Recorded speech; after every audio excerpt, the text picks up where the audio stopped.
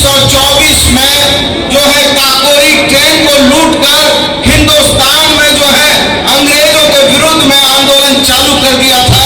और उसमें अशफाकुल्ला थे, उसमें राजेंद्र लहरी थे, राजगुरु थे।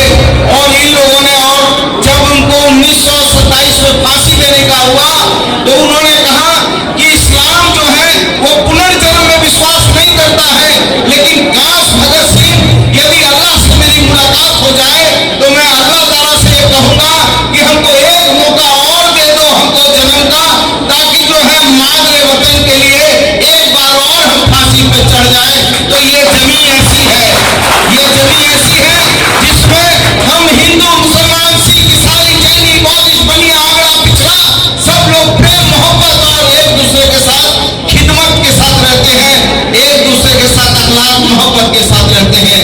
अरे जो देना है वो मालिक को देना है, उसकी मर्जी के बिना तो एक पत्ता नहीं हिल सकता है, उसकी मर्जी के बिना आप और हमारे अंदर तो रूह भी नहीं रह सकती है। वतो इज्जू मंदसा, वतो चिल्लू मंदसा, शोहरत और जिल्लत कौन देता है? वो देता है। बिना उसकी रहमत के क्या कोई एक भी पल हमारे और आपके अंदर रूह रहेगी? तो मौत और जीवन तो मालिक ने मुकर्रर किया है और जिस दिन कर दिया है उसी दिन जाना होगा। लेकिन इस मौत और जीवन के बीच में एक दूसरे के साथ हम जो है सियासी रिश्ता से बड़ा हम मानवीय रिश्ता बनाते हैं, खिदमत का रिश्ता बनाते हैं, अखलाक मोहब्बत का रिश्ता बनाते हैं, प्रेम और व्यवहार का रिश्ता बनाते हैं।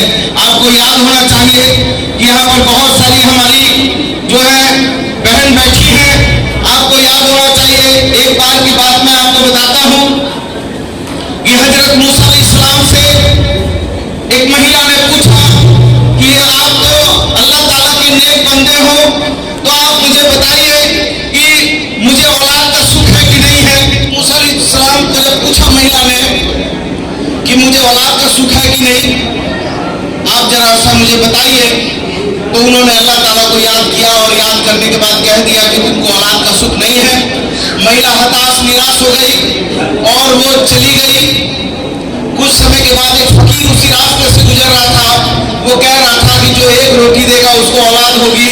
महिला का दिल माना नहीं, महिला का दिल माना नहीं, महिला ने रोटी दी और फकीर ने दुआ की। कुछ समय के बाद उसी महिला को कई एक औलाद हो गई। और कुछ समय के बाद जो हजरत मूसा अलैहिस्सलाम उसी रास्ते से गुजर रहे थे तो उन्होंने देखा कि बहुत सुंदर प्यारे बच्चे खेल रहे हैं, उनको रहा नहीं गया, उन्होंने बच्चों को प्यार किया। और प्यार जब कर रहे थे तब उसकी अम्मी भी दौड़ी दौड़ी आ गई।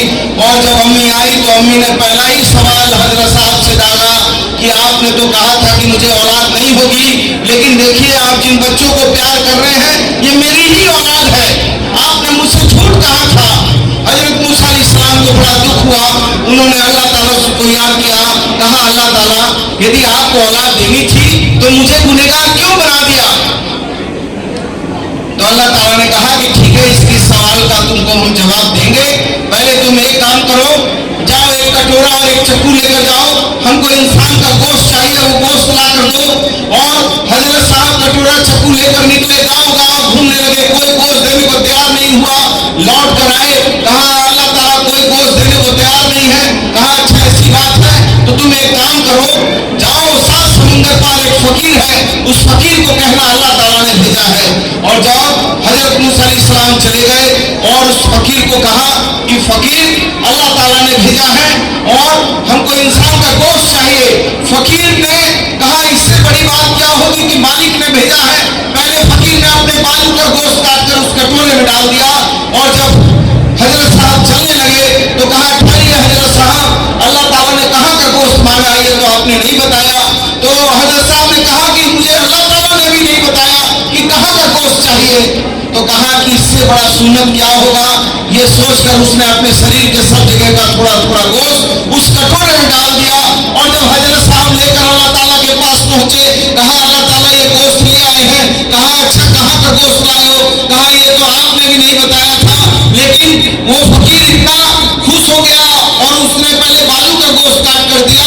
और इसके बाद जब हम चलने लगे तो फकीर ने पूछा कि अल्लाह ताला को कहाँ का गोश्त चाहिए?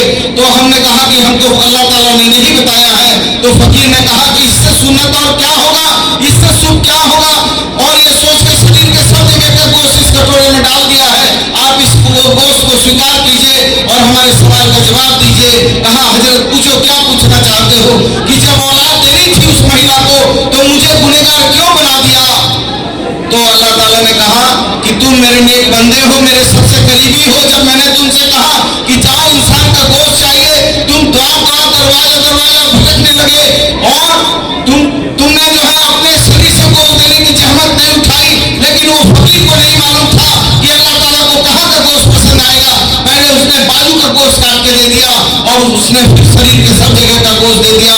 तुम ही बताओ कि तुम में ज्यादा कुर्बानी है कि उस फकीर में ज्यादा कुर्बानी है। इस औरत को औलाद नहीं थी, लेकिन उस फकीर की कुर्बानी के कारण जो है हमको इसको औलाद देनी पड़ी है। इसलिए हम कहना चाहते हैं कि ये जो जनता आपका जो हेल्पलाइन है, ये हेल्पलाइन वाले लोग आपकी खिदमत कर रहे हैं और खिदमत से बड़ी कोई इबादत नहीं होगी। यदि खिदमत है तो इबादत है। और हम कहते हैं कि मुसल्ले ईमान का मतलब है कि आपको पहली इबादत करनी है। मुसल्ले ईमान आपने कर लिया, ईमान बचा लिया, तो ये पहली इबादत है। और मैं समझता हूं कि ये हर आदमी के लिए एक जो है हम लोगों का एक व्यवस्था है, एक बात है, ये हर आदमी को पहले खिदमतगार होना चाहिए। आप क्यों निकालते हैं फितरा ज़कात? आप क्यों निकालते हैं लोगों के साथ? क्यों, चाहे वो हिंदू हो, मुसलमान हो, सिख हो, ईसाई हो, जैनी हो, बौद्धिस्ट हो, बनिया हो। मैं तो जहां जमशेदपुर से चुनाव लड़ता हूं, जमशेदपुर शहर से लड़ता हूं और 1 लाख वोट लाता हूं। और इस बार मुझे हराने के लिए हमारे 3 बार से देश के वजीर, हमारे प्रधानमंत्री जी हमारे विधानसभा में आके भाषण कर रहे हैं और हमारे खिलाफ एक तरफ प्रधानमंत्री भाषण करते हैं, दूसरे तरफ हमारे विधानसभा में ओबीसी साहब आके भाषण भी करते हैं, नमाज भी पढ़ते हैं और इसके बाद वहां के लोग हमको 1 लाख वोट देते हैं। मैं जब बहुत छोटा था तो मैं उस इलाके में खिदमत करता था, तो लोग कहते थे कि बन्ना गुप्ता देखो संभल के जाना, आजाद बस्ती वहां बड़ा खतरा है। तो मैं पूछता था क्यों खतरा है भाई? तो कहता था कि देखो वहां पुलिस भी नहीं जाती है, समझा करो। तो मैं कहता हूं कि आऊज़ु बिल्लाहि मिनश शैतानिर रजीम, बिस्मिल्लाहिर रहमानिर रहीम, ला इलाहा इल्ला अंता सुब्हानका इन्नी कुन्तु मिनज़ ज़ालिमीन। मारने वाले से बड़ा बचाने वाला है। क्या मैं गलत कह रहा हूं? इसलिए जब तक वो नहीं चाहेगा कोई माई का लाज छू नहीं सकता है। इसलिए मौत और जीवन उसकी देन है, वो जिस दिन चाहेगा ले लेगा, जिस दिन चाहेगा बचा लेगा। यही ना होता है। इसलिए हम आपसे निवेदन करने आए हैं, प्रार्थना करने आए हैं और ये आपसे कहने के लिए आए हैं कि देखिए आप बहुत लोग हैं जो हिंदू को मुसलमान से, मुसलमान को सिख से, अरे हम ये कहते हैं कि ये धरती जो है, ये धरती बहुत पावन धरती है। और कोई भी मुसलमान भाई को कभी मैंने नहीं देखा कि भगवान राम का विरोध करते हुए, कभी मैंने नहीं देखा कि वो जो है कभी जो है किसी और धर्म का विरोध करते हुए। मैं तो हमेशा जो है ये कहता हूं कि मैं भगवान राम का जो है परम अनुयायी हूं, उनका सपोर्टर हूं। लेकिन भगवान राम ने तो सियासत को छोड़कर बनवास जाने का काम किया, लेकिन राम के नाम का दुरुपयोग करने वाले उनका नाम को लेकर सियासत करके उस कुर्सी पर बैठना चाहते हैं जिस कुर्सी को उन्होंने छोड़ने का काम किया। मैं कहता हूं कि गांव गली गलियारों में, दिल्ली के दरबारों में, टीवी में, अखबारों में, भाषण कविता नारों में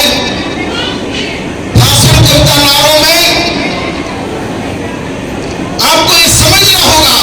मैं दिल्ली के दरबारों में, टीवी में, अखबारों में, भाषण कविता नारों में मैं बोलूंगा चाकू और त्रिशूलों पर, मैं बोलूंगा मंदिर मस्जिद की फूलों पर। बोली जनता है बलिहारी मजहब की, ऐसा ना हो मुल्क जला दे ये चिंगारी मजहब की, ऐसा ना हो मुल्क जला दे ये चिंगारी मजहब की। ऐसा नहीं हो कि हम हिंदू मुसलमान सिख ईसाई करके मादरे वतन को ही हम नुकसान कर दें। ऐसा ना हो मुल्क जला दे ये चिंगारी मजहब की ज्वाला में जलती मां का किसको गम है? आंखों में है कुर्सी, हाथों में परचम है, देशभक्ति और मर्यादा आ गई चिता के कंडों में, कूचे कूचे राम टंगे हैं झंडों में, संत हुए नीलाम चुनावी दंगल में, वीर फकीर चले मजहब की भट्टी में। अब कोई भेद नहीं साधु पाखंडी में, सब नंगे हो गए वोट की मंडी में, सब नंगे हो गए वोट की मंडी में। निर्वाचन निर्भर हो गए हथकंडों में, अब कोई वीर नहीं मिलता, संत कबीर नहीं मिलता, अब्दुल हमीद नहीं मिलता। अब कोई वीर नहीं मिलता, संत कबीर नहीं मिलता, अब्दुल हमीद नहीं मिलता।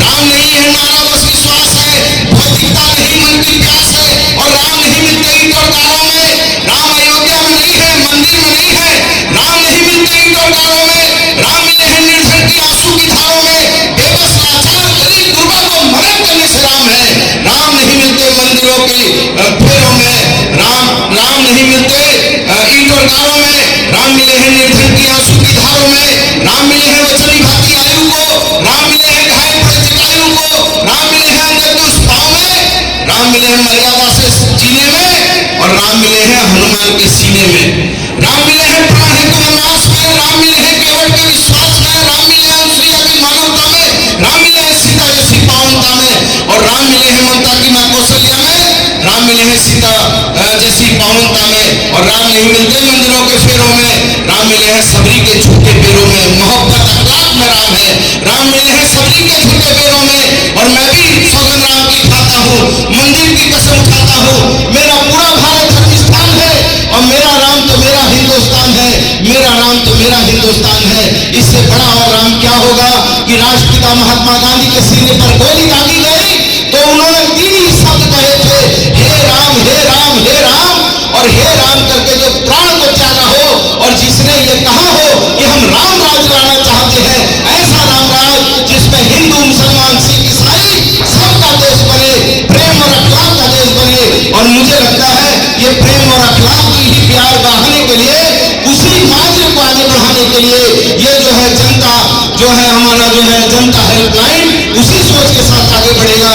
मैं उम्मीद करता हूँ कि ऊपर वाला जब चाहेगा तो आप एक सफर पे निकले हुए व्यक्ति हैं, और जब आप सफर पे निकलते हैं तो कहते हैं अल्लाहुम्मा इन्नी तवक्कल लाए, कि हम सफर पे निकले हैं, मालिक तुम्हारी मर्जी है कि तुम जो है हमारी जान बख्शो, हमको घर वापस भेजो या नहीं भेजो। तो आप सफर पे निकले हैं, हम सफर पे निकले हैं। इसलिए सफर पे निकलने वाला आदमी यदि अच्छे इरादे नेक नियत से और नियत में खोट नहीं होगी तो इंशाअल्लाह बरकत होगी। और इसलिए ये उम्मीद के साथ हम आपको बहुत बधाई देने आए हैं। इन्नल्लाह माअस साबिरीन, आप सब्र के साथ मजबूती के साथ रहिए, और एक दूसरे के साथ प्रेम विश्वास में रहिए। हिंदू मुसलमान मान के मत रहिए। मुझे लोग कहते हैं कि बन्ना गुप्ता कौन है, मैं कहता हूं कि हमको हिंदू और मुसलमान के चश्मे से मत देखो। बन्ना गुप्ता इंसान था, इंसान है, इंसान रहेगा और इंसान की खिदमत करेगा। यही आशा विश्वास के साथ सभी लोगों को प्रणाम, सलाम, धन्यवाद, शुक्रिया।